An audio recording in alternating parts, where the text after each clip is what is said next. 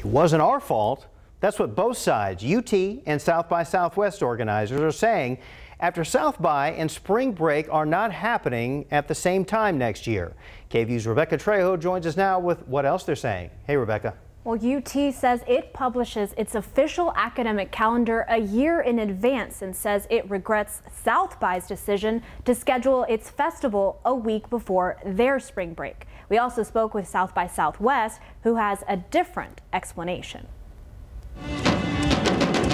The mood at South by Southwest next year might be a little different. You can expect a lot more people in and around Austin. Spring break will fall a week after South by. UT, Texas State, and Austin ISD moved their spring breaks to the third week of March rather than the second, deviating from a years-long tradition.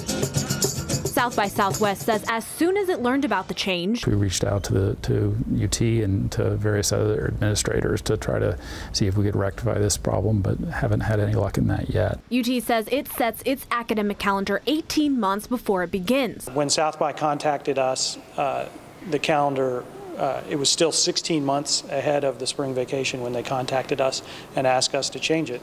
Unfortunately, by that point, you already had an enormous number of people who had made plans around the calendar that we published. UT says it follows the Texas Higher Education Coordinating Board's common calendar for the school year's beginning and end. And then the faculty committee at UT gets together and figures out when to schedule, the flexible parts, which include spring break. And they just followed the same process. They try to do what they think is best for students. South by Southwest says they have set their dates years ahead. I mean, we've got dates already for 2025, and that's how big conventions, big meetings work. The festival says its biggest concern is volunteers. So many of those volunteers that would normally be working or traditionally be working at South by Southwest that week, putting in hours at South by Southwest. They won't be able to do that because they'll be going to school. The concern among many Austinites is too many people in one place at one time.